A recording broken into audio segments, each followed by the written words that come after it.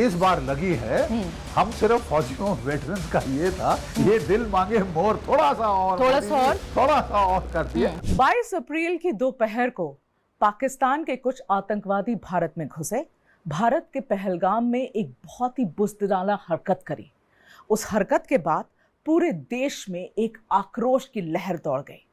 उस गुस्से को, उस आक्रोश को किसी ने अगर अपने शब्दों में सही तरीके से पिरोया, उस भावनाओं को व्यक्त किया, तो उसका नाम है जनरल जीडी बख्शी। जनरल जीडी बख्शी को किसी इंट्रोडक्शन की जरूरत नहीं है। आप हर रोज उन्हें अपने टीवी स्क्रीन पे देखते हैं पाकिस्तान की सच्चाई बयां करते हुए। इसीलिए आज मुझे बहुत खुशी है कि जनरल साहब ने कुछ समय निकाला है हम लोगों से बात करने के लिए। जनरल बख्शी, आपका मेरे podcast inside out with Megha Prasad पर बहुत बहुत स्वागत है। Thank you, God bless you. Sir, आप एक वॉर वेटरन हैं। आपने 1971 की लड़ाई लड़ी है, आपने कारगिल वॉर लड़ा है। इसलिए मेरा पहला सवाल जनरल आपसे यही है कि अगर आज आप हमारे सेना प्रमुख होते तो आपका भारत सरकार को क्या सुझाव होता कि पाकिस्तान के साथ क्या करना चाहिए, how to deal with Pakistan? देखिए, मैं शुरू से अपने सुझाव देते आया हूँ। मैं टीवी पे रहा हूँ और मुझे पूर्ण विश्वास है कि टीवी के माध्यम से वो राइट प्लेसेस पहुँच गया है जी। मैंने शुरू से कहा था कि देखिए, 2016 में we did strategic messaging by the surgical strike, right sir, ठीक है। उसके पश्चात फिर हमने 2019 में दूसरा स्ट्रेटेजिक मैसेजिंग किया, this time with the air strike. Unfortunately lesson learned was the targets chosen by us were in the far away remote locations. और वो कहते ना, जंगल में मोर नाचा किसी ने न देखा।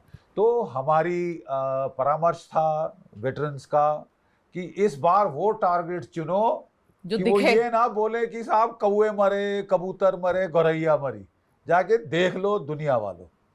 Exactly, I am so happy that the government of India has thought the same way and they chose targets जो 9 टेरर टारगेट्स हिट की हैं। यू नो, 5 पीओके के अंदर, 4 पाकिस्तान, 4 जो पंजाब हार्टलैंड ऑफ पंजाब, जिसके अंदर जो उनके क्राउन ज्वेल्स हैं जी, मरकज़े सुभान अल्लाह, क्या बात है, मरकज़े सुभान अल्लाह, जो कि हेडक्वार्टर ऑफ जैश ए मोहम्मद, मरकज़े Taiba headquarter of Jaish of Lashkar e Taiba, and headquarter of Hizbul Mujahideen near Sialkot. Yes, sir. All 3 flattened.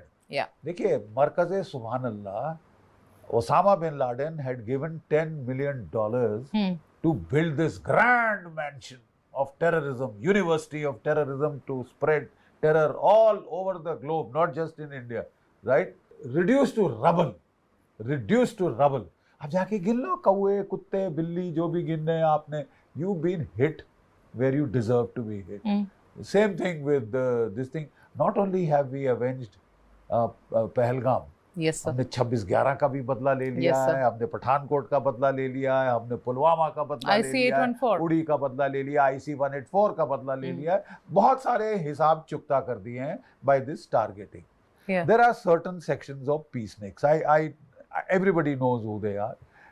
Peaceniks in our establishment, you know. Yeah. And they want to maintain a narrative, you know, which is, needlessly scared of Pakistan and its nuclear bluff. They swallowed the nuclear bluff, hook, line and sinker, and these people have not let us react. They didn't let us react after 26/11. They didn't let us react even after our parliament was struck.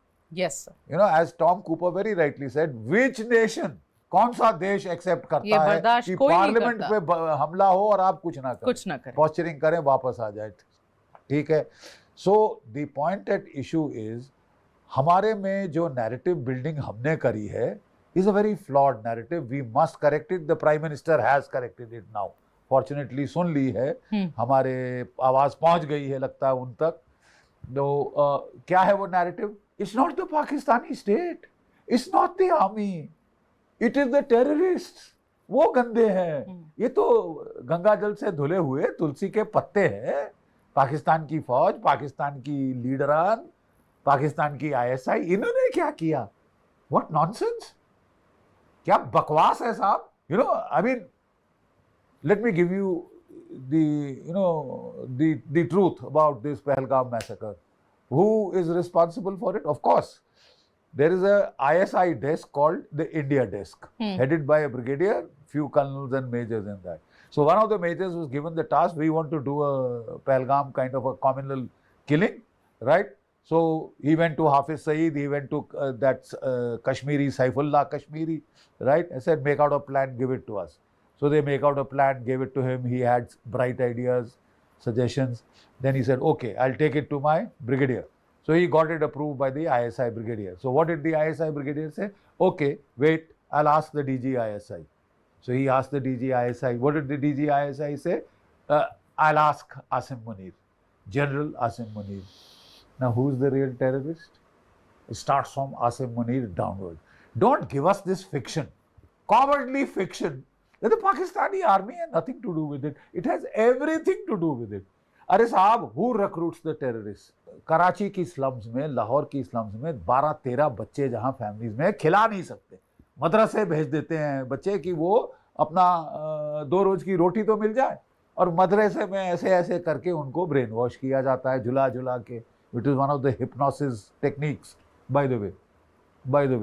Okay. All right, rocking motion. Okay. So that is a hypnosis technique. So he is convinced, अरे तेरी जिंदगी क्या बकवास जिंदगी तो है ही, फटीचर तो जिंदगी है तेरी. अरे तेरे को 72 हो रहे हैं, शराब के नदियां नाले बहते हैं और ये वो बहते हैं, जन्नत में जा, जन्नत कबूल होगी. लाभ सुसाइड वेस्ट और फोड़ ले अपने आप को, तेरे परिवार को 1 लाख रुपया दे दे. जो कसाब को कहा था, जो कसाब ने हमारे कोर्ट में कहा, सर मैं मुंबई में पूरी ट्रायल मैंने अटेंड करी है, कवर करी है, बस यही तो कहता था कसाब बैठे बैठे वहां. So मेरे Megha, this is what I want to say. कि the narrative is seriously flawed and it has caused us casualties, by the way. Okay, I'll be as blunt as that. Change your bloody narrative. It is a narrative of cowardice stemming from a desire not to take any action. That desire succeeded in after the parliament attack. That desire prevailed after the Mumbai horrific mass casualty terror strike. Nothing happened. We did sweet Fanny Adams, right? Yes. And the narrative started changing when Modi took charge. Yes. It started changing when Modi took charge as the Prime Minister. The first messaging he sent was, firstly, he tried to make peace. Yeah, but that didn't work. He got stabbed in the back. Yeah. Like always. Stabbed in the back. He got stabbed in the back. So now he then, like I told you, did strategic messaging. Uri, 2016, Pulwama, 2019. Now the time for strategic messaging was over. Yes. We had to do deterrence by punishment. Yes, sir. We had to impose costs and consequences on Pakistan for its no-cost, low-cost proxy war. Right, वो कहता है साहब ये तो terrorist है, तो नाली के कीड़े हैं, मेरे को क्या फर्क पड़ता है, तुम 1000 मारो, 20,000 मारो, 30,000 मारो, ये भूखे नंगे तो पाकिस्तान में भरे हुए हैं, जाते रहेंगे ऐसे ऐसे, उनको हिप्नोटाइज करेंगे और उनको फिर बोलेंगे 72 हूर, दौड़ता जाएगा ऊपर, and they don't mind. But sir, अगर जो अंडरस्टैंडिंग आपकी है वो अंडरस्टैंडिंग मीडिया की भी है, और अब शायद हमारे देश को भी समझ में आ रहा है कि ये प्रधानमंत्री जी ने शरेआम बोल भी दिया, बिल्कुल कहा है कि हम पाकिस्तान से जो भी हमारे देश में किया जाए, एक भी हमला वो टेररिस्ट के द्वारा नहीं किया जाएगा. हम पाकिस्तान की स्टेट या पाकिस्तान की सरकार को इन आतंकियों से अलग नहीं समझते. Absolutely right. देर आए दुरुस्त आए.